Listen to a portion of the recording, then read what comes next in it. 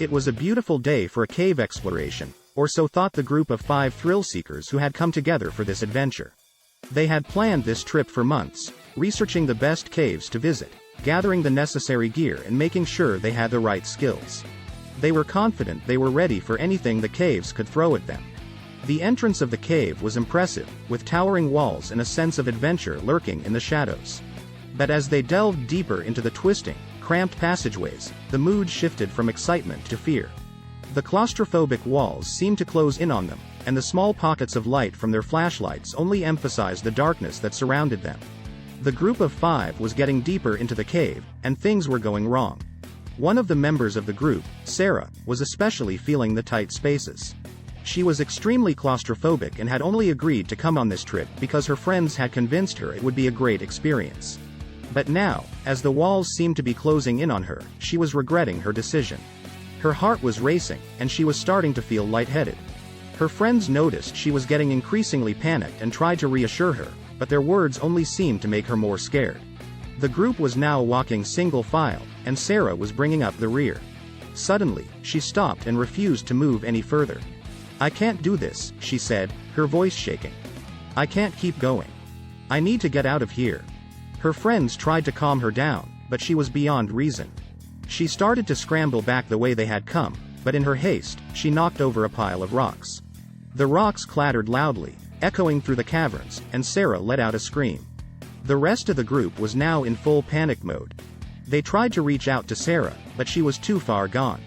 She stumbled blindly through the dark, twisting passages, her scream echoing through the caves. It wasn't long before the group realized that Sarah was lost, and they were stuck in the cave with no way to find her. The thought of being stuck in the darkness, with no way out, was too much to bear, and they too started to panic.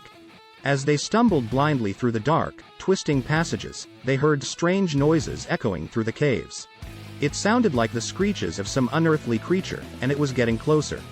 The group was terrified, and they huddled together, not sure what to do. Suddenly, one of the members, Dave, had an idea. He had been a caver for years, and he had heard of a way to signal for help in an emergency. He quickly explained the plan to the others and then ran off, leaving the others huddled together in the dark. The group heard Dave's footsteps echoing through the caves, and then there was silence. Minutes passed, and then hours. The group was getting increasingly anxious, wondering what had happened to Dave. They were starting to think the worst when they heard a faint sound in the distance. It was the sound of a rescue team, and they had heard Dave's signal. The group was overjoyed, but as they made their way out of the caves, they were hit with the reality of what had happened. Sarah was still missing, and Dave had been badly injured in his attempt to signal for help. The group was shocked and saddened by the events that had transpired, and they were left with the haunting memory of the cave and its horrors. They learned later that Sarah had wandered into a dead-end passage and had become stuck. The rescue team had found her, but it was too late. She had suffocated, and her body was discovered in one of the most claustrophobic parts of the cave. The group was devastated by the loss of their friend and the knowledge that their adventure had turned into a tragedy.